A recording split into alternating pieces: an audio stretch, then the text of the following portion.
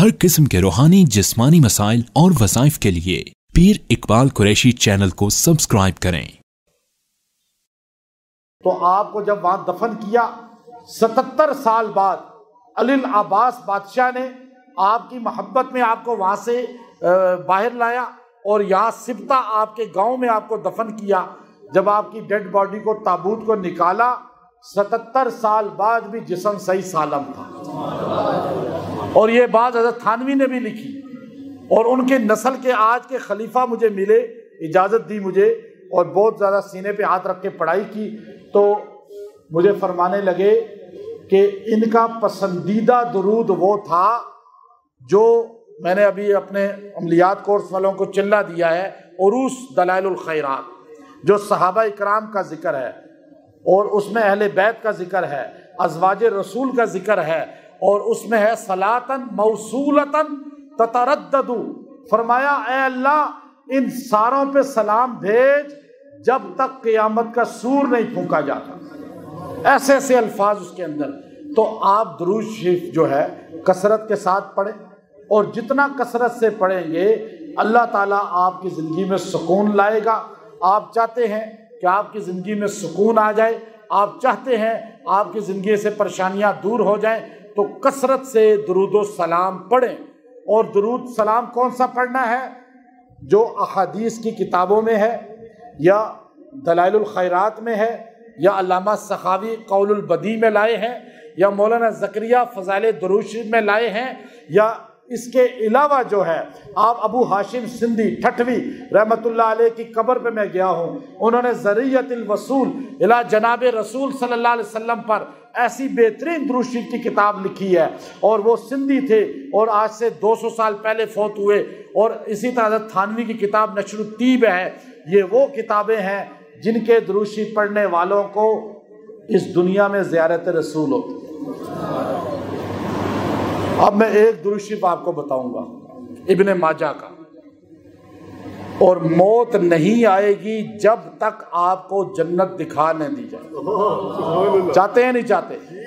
हाथ खड़े करें जो चाहते हैं। चाहते हैं ना सारे? अब ये आपकी मर्जी की बातें हैं तो कितने खुश हैं आप, और अगर मैं क़यामत की बातें कर रहा होता तो आप परेशान बैठे होते। अब बात ये है इब्ने माजा के अंदर वो दुरूद शरीफ है, हजूर अलैहिस्सलाम ने फरमाया जो 1000 बार पढ़ेगा रोजाना मरने से पहले जन्नत में अपना घर देखेगा।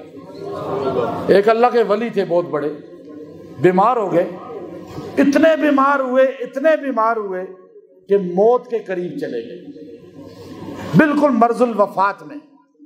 तो उलमा उनको मिलने आए।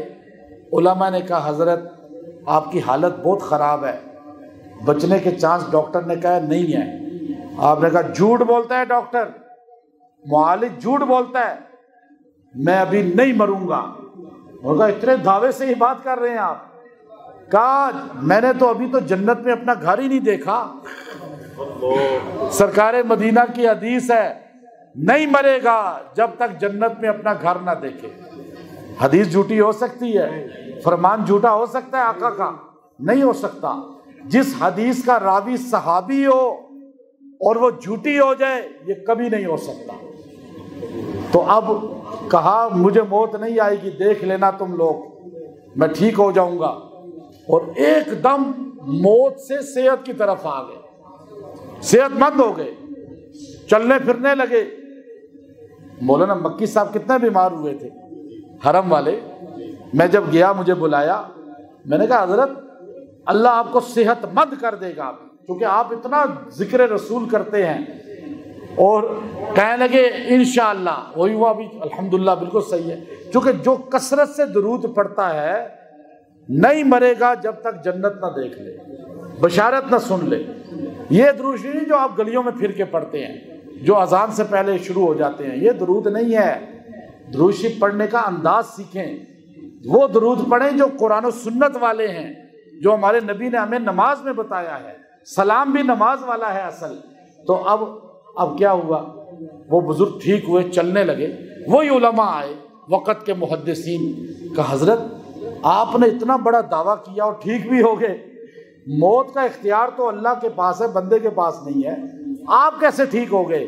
فرمایا نبی صلی اللہ علیہ وسلم کی وہ حدیث سنو، میرے آقا نے فرمایا جو 1000 بار روزانہ درود یہ پڑھتا ہے وہ جنت کا محل دیکھے بغیر مرے گا نہیں۔ مجھے تو محل نظر ہی نہیں آیا، میں نے جنت کو دیکھا ہی نہیں ابھی تک۔ کچھ عرصہ گزرا، ایک دن اپنے عقیدت مندوں سے کہنے لگے میرے عقیدت مندوں بس میرا وقت قریب ہے۔ انہوں نے کہا حضرت آپ کو کیسے پتہ چلا؟ کہا میں نے کل جنت کا محل دیکھ لیا اور اس کے ایک دن بعد ان کا انتقال ہو گیا۔ تو آپ یہ درود شریف وصلی اللہ علی النبی الامی، وصلی اللہ، سارے پڑھ لیں، وصلی اللہ علی النبی الامی، پہنچ گیا مدینے، پیش کر دیا گیا۔ ہم روزہ اطہر پہ ہمارا درود 1000 بار یہ درود شریف پڑھنے والا نہیں مرے گا جب تک جنت کا محل۔ آپ آرام سے بیٹھ کے پڑھیں، تھوڑا تھوڑا کر کے پڑھ لیں، ہر نماز کے بعد تھوڑا پڑھ لیں، جب ٹائم ملے پڑھ لیں، مرد عورتیں۔ اس کی اجازت میں نے باقاعدہ لی ہے، شیخ الحدیث تھے افریقہ کے ایک، ان سے، ان کے پاس درود شریف کی اجازتیں مختلف تھیں، آپ سب کو میں اجازت دیتا ہوں، اور انشاءاللہ آپ اس کو معمول بنائیں گے، کثرت سے درود شریف پڑھیں گے، اور انشاءاللہ آپ کے مسئلے بھی حل ہو جائیں گے، پریشانیاں بھی حل ہو جائیں گی۔ علامہ اقبال سے کسی نے پوچھا داڑھی بھی آپ کی نہیں، اور علماء آپ کو حکیم الامت کہتے ہیں۔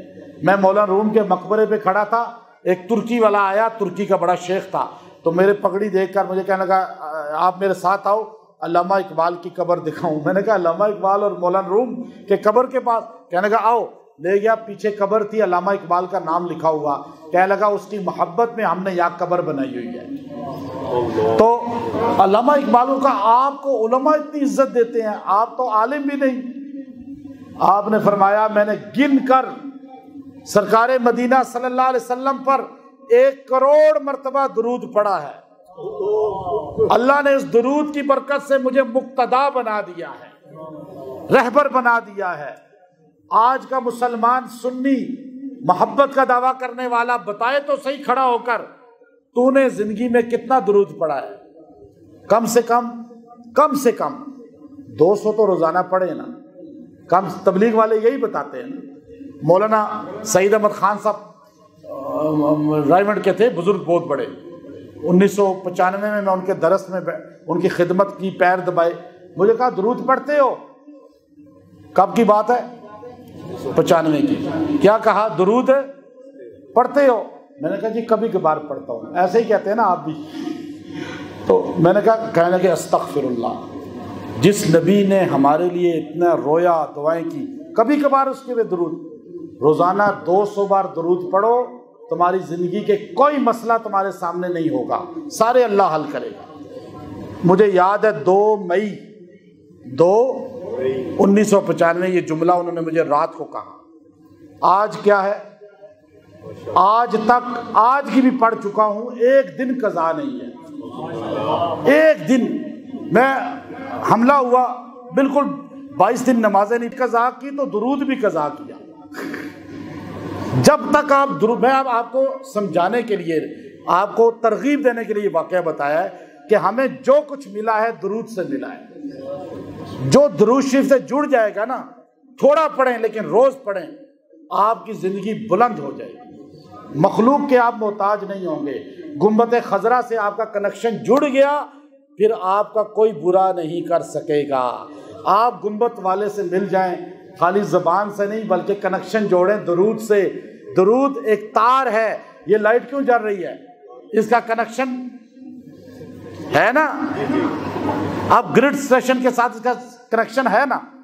اگر کنیکشن کاٹ دیں، گرڈ اسٹیشن کتنا ہی بڑا کیوں نہ ہو، لائٹ جلے گی؟ ابھی آپ اور میرا کنیکشن گنبد خضرا سے کمزور ہے۔ جس دن مضبوط ہو گیا، کوئی باطل ہمارا نقصان